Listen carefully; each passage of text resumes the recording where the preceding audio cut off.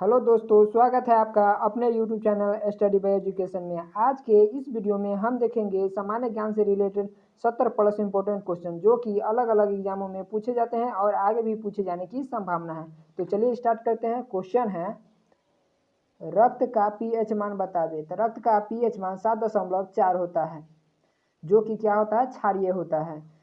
किसी भी चीज़ का पीएच मान 7 से अधिक हो तो वो क्षारीय होता है, और 7 हो तो न्यूट्रल होता है, उदासीन होता है, और 7 से कम हो तो अम्लीय होता है। अगर पूछा जाए कि पीएच मान किसने दिया, तो सोरेनसन ने पीएच मान दिया, जो कि 0 से 14 के बीच निर्धारित की जाती है। जिसका पीएच मान 7 से जितना कम होगा वो अधिक अम्लीय होगा, और जिसका पीएच मान 7 से जितना अधिक होगा वो अधिक क्षारीय होगा। और धातु की पूछता है कि धातु की प्रवृत्ति कैसी होती है, तो धातु की प्रवृत्ति क्षारीय होती है, और अधातु की प्रवृत्ति कैसी होती है, अधातु की प्रवृत्ति अम्लीय होती है। तो चलिए अगले क्वेश्चन पर चलते हैं। अगला क्वेश्चन है,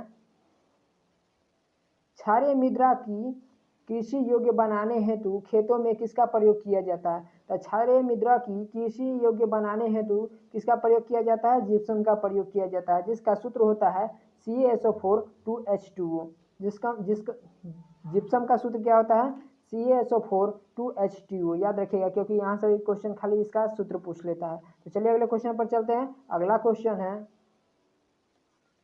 एल्केन का रासायनिक सूत्र है। तो एल्केन का रासायनिक सूत्र क्या होता है, CnH2n+2 एल्केन का रासायनिक सूत्र होता है। और पूछता है यहाँ की एल्कीन का क्या हो जाता है, एल्कीन का सूत्र पूछता है, तो एल्कीन का क्या होता है, CnH2n एल्कीन का हो जाएगा। और एल्कीन का एल्काइन का क्या हो जाएगा, एल्काइन का यहाँ से पूछता है कि एल्काइन का सूत्र क्या होता है, तो एल्काइन का सूत्र होता है CnH2n-2। यह हो गया एल्केन का, और ये हो गया एल्कीन का, और ये हो गया एल्काइन का। याद रखिएगा। तो चलिए अगले क्वेश्चन पर चलते हैं। अगला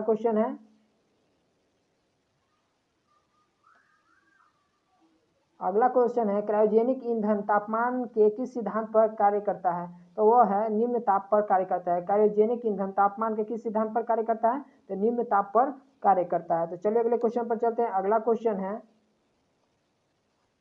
अति चालकता किस स्थिति में होती है। तो अति चालकता प्रतिरोध शून्य रहने पर अति चालकता की स्थिति होती है। याद रखिएगा। तो चलिए अगले क्वेश्चन पर चलते हैं। अगला क्वेश्चन है, स्टोरेज बैटरी में किसका प्रयोग किया जाता है।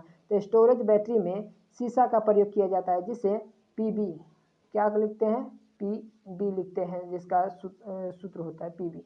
याद रखिएगा। तो चलिए अगले क्वेश्चन पर चलते हैं। अगला क्वेश्चन है, नैनो टेक्नोलॉजी संबंधित है, किससे संबंधित है, सूक्ष्मता से संबंधित है नैनो टेक्नोलॉजी। याद रखिएगा। चलिए अगले क्वेश्चन पर चलते हैं। अगला क्वेश्चन है, किसी एक सुपर कंडक्टर का नाम बताइए। तो किसी एक सुपर कंडक्टर का नाम क्या है, नियोबियम एक सुपर कंडक्टर का नाम है। अगला क्वेश्चन है, अप्सरा परमाणु रिएक्टर में कौन सा तत्व के ईंधन के रूप में प्रयोग किया जाता है। अप्सरा परमाणु रिएक्टर में कौन सा तत्व है, तो यूरेनियम का प्रयोग किया जाता है। तो चलिए अगले क्वेश्चन पर चलते हैं। अगला क्वेश्चन है, खाना बनाने वाला सोडा का रासायनिक नाम है। तो खाना बनाने वाले सोडा का रासायनिक नाम सोडियम बाइकार्बोनेट होता है। अगर इसका पूछता कि रासायनिक सूत्र क्या होता है, तो रासायनिक सूत्र होता है NaHCO3, जिसका रासायनिक सूत्र क्या है, NaHCO3 हो जाएगा। जिसे खाने वाला सोडा को खाबर सोडा या बेकिंग सोडा के नाम से जानते हैं, जो कि मधुमक्खी काट लेता है, तो यह लगाने पर कुछ राहत मिलती है। तो चलिए अगले क्वेश्चन पर चलते हैं। अगला क्वेश्चन है, बायोगैस का मुख्य अवयव है। तो बायोगैस का मुख्य अवयव हो जाएगा मीथेन, जिसका सूत्र होता है CH4। चलिए अगले क्वेश्चन पर चलते हैं। अगला क्वेश्चन है, प्लास्टर ऑफ पेरिस के विनिर्माण में किसका प्रयोग किया जाता है। तो प्लास्टर ऑफ पेरिस के विनिर्माण में जिप्सम का प्रयोग किया जाता है। अभी हम बताएं कि इसका सूत्र क्या होता है, सूत्र होता है CaSO4 × 2H2O होता है इसका सूत्र जिप्सम का। तो चलिए अगले क्वेश्चन पर चलते हैं। अगला क्वेश्चन है, अग्निशामक यंत्र में किसका प्रयोग किया जाता है। तो अग्निशामक यंत्र में किसका प्रयोग किया जाता है, तो बेकिंग सोडा को। इसी का क्या कहते हैं, खाने वाला सोडा। इसका रासायनिक अभी नाम देखे हैं क्या है, तो सोडियम बाइकार्बोनेट है, जिसका सूत्र क्या होता है, NaHCO3 होता है। याद रखिएगा। चलिए अगले क्वेश्चन पर चलते हैं। अगला क्वेश्चन है, कपड़ा धोने के साबुन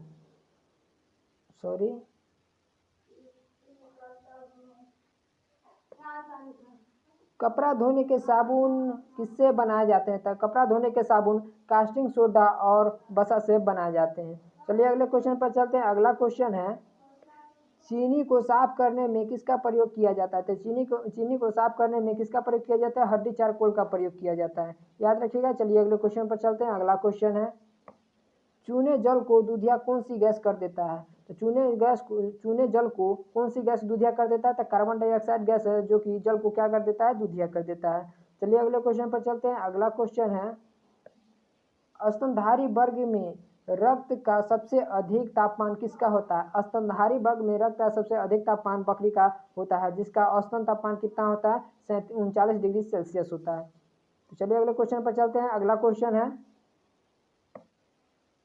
कौन सा ऊतक शरीर के तापमान को नियंत्रित करता है? तो कौन सा ऊतक शरीर के जो हमारे शरीर को तापमान को नियंत्रित करता है? तो वह है संयोजिक ऊतक, जो कि शरीर के तापमान को नियंत्रित करता है, याद रखिएगा। तो चलिए अगले क्वेश्चन पर चलते हैं। अगला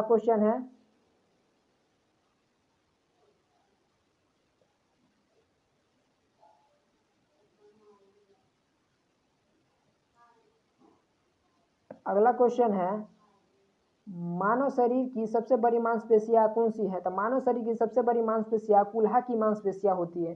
तो चलिए अगले क्वेश्चन पर चलते हैं। अगला क्वेश्चन है, लाल रक्त कण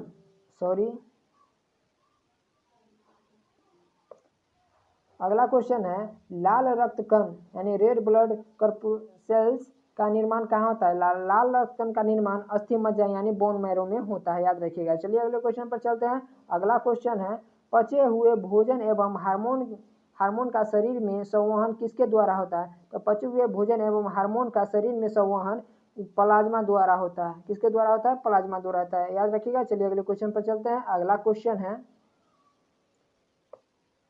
माता और पिता में उपस्थित आयरस फैक्टर किस उपस्थिति में शिशु की गर्भ अवस्था जन्म के तुरंत बाद मृत्यु हो जाती है? तो क्या है? तो पिता का आरएच और माता का आरएच। पिता का आरएच और माता का आरएच समान रहने पर शिशु के जन्म के बाद उसकी मृत्यु हो जाती है, याद रखिएगा। चलिए अगले क्वेश्चन पर चलते हैं। अगला क्वेश्चन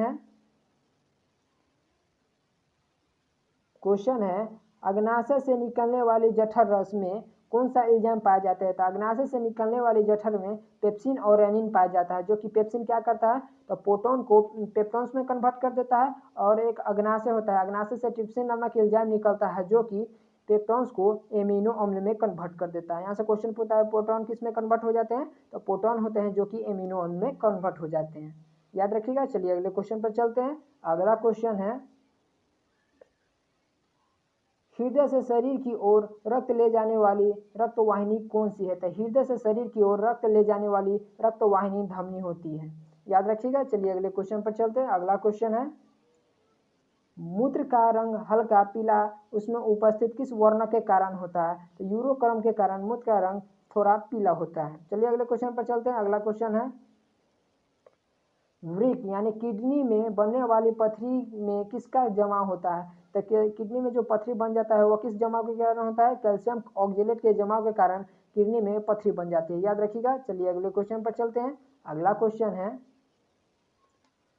विटामिन सी का रासायनिक नाम क्या है? तो विटामिन सी का रासायनिक नाम एस्कॉर्बिक एसिड होता है। तो चलिए अगले क्वेश्चन पर चलते हैं। अगला क्वेश्चन है, काला जहर की बीमारी किस परजीवी के द्वारा होता है? तो काला जहर की बीमारी किस परजीवी के कारण होता है? लिस्मेनिया डोनोवानिया के कारण होता है। काला जहर की परजीवी का कौन सी है? लिस्मेनिया डोनोवानिया है, याद रखिएगा। चलिए अगले क्वेश्चन पर चलते हैं। अगला क्वेश्चन है, टिटनेस द्वारा प्रभावित शरीर का कौन सा अंग होता है? तो टिटनेस द्वारा तंत्रिका तंत्र प्रभावित होता है, याद रखिएगा। चलिए अगले क्वेश्चन पर चलते हैं। अगला क्वेश्चन है, पेंसिलिन नामक प्रतिजैविक पेंसिलियम किससे प्राप्त होता है? तो पेंसिलिन नामक प्रतिजैविक पेंसिलियम किससे प्राप्त होता है? तो कवक द्वारा प्राप्त होता है, फंजाई द्वारा। चलिए अगले क्वेश्चन पर चलते हैं।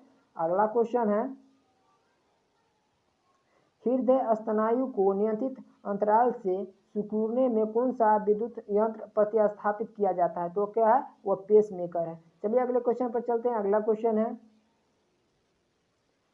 हृदय और फेफड़ों की आवाज़ सुनने के लिए डॉक्टर जो यंत्र का प्रयोग करते हैं उसका नाम क्या है? उसका नाम है स्टेथोस्कोप। क्या है? स्टेथोस्कोप है, याद रखिएगा। चलिए अगले क्वेश्चन पर चलते हैं। अगला क्वेश्चन है, मानव शरीर में कुल अस्थियों की संख्या कितनी है, यानी मानव शरीर में कुल हड्डियों की संख्या कितना है, तो 206 में मानव में कुल हड्डियों की संख्या है। बच्चा में 300 प्लस होता है, 300 अप्रॉक्स होता है। चलिए अगले क्वेश्चन पर चलते हैं। अगला क्वेश्चन है,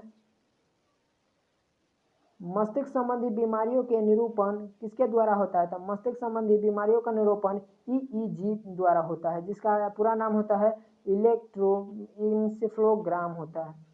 और एक होता है ईसीजी, जो कि मस्तिष्क से संबंधित होता है। चलिए अगले क्वेश्चन पर चलते हैं। अगला क्वेश्चन है, शरीर में ऑक्सीजन की पूर्ति किसके माध्यम से होती है, तो शरीर में ऑक्सीजन की पूर्ति किसके माध्यम से होती है, तो लाल रक्त कणिकाओं के द्वारा होती है, जिसे आरबीसी कहते हैं। इसका जीवन काल 120 दिन का होता है आरबीसी का, याद रखिएगा। चलिए अगले क्वेश्चन पर चलते हैं। अगला क्वेश्चन है, चेचक का टीका सर्वप्रथम किसने बनाया था, तो चेचक के टीका को एडवर्ड जेनर ने बनाया था। चलिए अगले क्वेश्चन पर चलते हैं। अगला क्वेश्चन है, एड्स का पूरा नाम क्या है, तो एड्स का पूरा नाम एक्वायर्ड इम्यूनो डेफिशिएंसी सिंड्रोम होता है, एड्स का पूरा नाम। चलिए अगले क्वेश्चन पर चलते हैं। अगला क्वेश्चन है, वर्णहरित पर्णहरित में उपस्थित मुख्य धातु कौन सी होती है, तो पर्णहरित में उपस्थित मुख्य धातु मैग्नीशियम होती है, जिसे हम Mg से सूचित करते हैं। चलिए अगले क्वेश्चन पर चलते हैं। अगला क्वेश्चन है, बर्ड फ्लू फैलने वाला वायरस का नाम क्या है, तो बर्ड फ्लू फैलने वाला वायरस का नाम H5N1 है। एक होता है स्वाइन फ्लू, एक होता है बर्ड फ्लू। तो बर्ड फ्लू का सूत्र होता है H5N1 और एक स्वाइन फ्लू का सूत्र होता है H1N1। तो दोनों में कॉमन कैसे याद रखेंगे, तो बर्ड फ्लू यानी बड़ा का रहा है तो बड़ा वाला क्या हो जाएगा H5N1, ऐसे स्वाइन फ्लू हो जाएगा H1N1, याद रखिएगा। चलिए अगले क्वेश्चन पर चलते हैं। अगला क्वेश्चन है, वर्णांधता किस रोग के लिए होता है, वर्णांधता किन रंगों के लिए होती है, तो वर्णांधता लाल और हरा रंगों के लिए होता है। चलिए अगले क्वेश्चन पर चलते हैं। अगला क्वेश्चन है, कौन सा विटामिन घाव भरने में सहायक होता है, तो कौन सा विटामिन घाव भरने में सहायक होता है, विटामिन सी घाव भरने में सहायक होता है। चलिए अगले क्वेश्चन पर चलते हैं।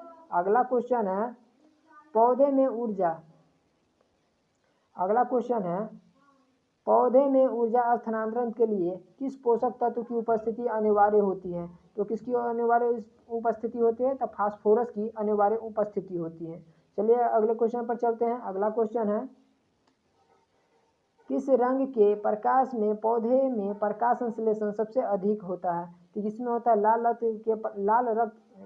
रंग के प्रकाश में प्रकाश संश्लेषण सबसे अधिक होता है, याद रखिएगा। चलिए अगले क्वेश्चन पर चलते हैं। अगला क्वेश्चन है, आँख के किस भाग के द्वारा आँख में प्रवेश करने वाले प्रकाश की मात्रा को नियंत्रित करते हैं, तो कौन नियंत्रित करता है, आइरिस द्वारा नियंत्रित किया जाता है। चलिए अगले क्वेश्चन पर चलते हैं। अगला क्वेश्चन है, लाल रक्त कण यानी आरबीसी का जीवन काल कितना दिन का होता है, तो आरबीसी का जीवन काल अभी बताएं कितने दिन का होता है, 120 दिनों का होता है। और डब्ल्यूबीसी यानी व्हाइट रेड ब्लड सेल का डब्ल्यूबीसी का जीवन काल कितना होता है, 2 से 4 दिन का जीवन काल होता है, जिससे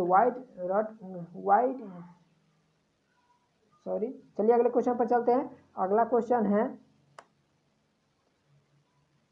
शरीर का रक्त बैंक किसे कहा जाता है, शरीर का रक्त बैंक प्लीहा यानी स्प्लीन को कहा जाता है। तो चलिए अगले क्वेश्चन पर चलते हैं। अगला क्वेश्चन है, मनुष्य के शरीर में पाया जाने वाला सबसे बड़ी ग्रंथि कौन सी होती है, तो मनुष्य के शरीर में पाया जाने वाला सबसे बड़ी ग्रंथि यकृत यानी लीवर है। चलिए अगले क्वेश्चन पर चलते हैं। अगला क्वेश्चन है, किस ग्रंथि को मास्टर ग्रंथि के नाम से पुकारते हैं, तो किसे कहते हैं, पिट्यूटरी ग्रंथि को मास्टर ग्रंथि कहते हैं। चलिए अगले क्वेश्चन पर चलते हैं। अगला क्वेश्चन है, टमाटर का रंग पकने के बाद किस कारण लाल होता है, तो किसके कारण, लाइकोपिन की उपस्थिति कारण टमाटर जब पकता है तो उसका रंग लाल हो जाता है, किसके कारण, लाइकोपिन की उपस्थिति के कारण होता है ऐसा। तो इस वीडियो में इतना ही क्वेश्चन था। यह वीडियो आपको कैसा लगा कमेंट बॉक्स में जरूर बताएं, और अगर मेरे चैनल पर आप नए हैं तो चैनल को सब्सक्राइब और बेल आइकन को जरूर दबा लें, ताकि हम जब भी ऐसे वीडियो डालें तो आपको टाइम टू टाइम नोटिफिकेशन मिलता रहे। इस वीडियो को अंत तक देखने के लिए आपका धन्यवाद।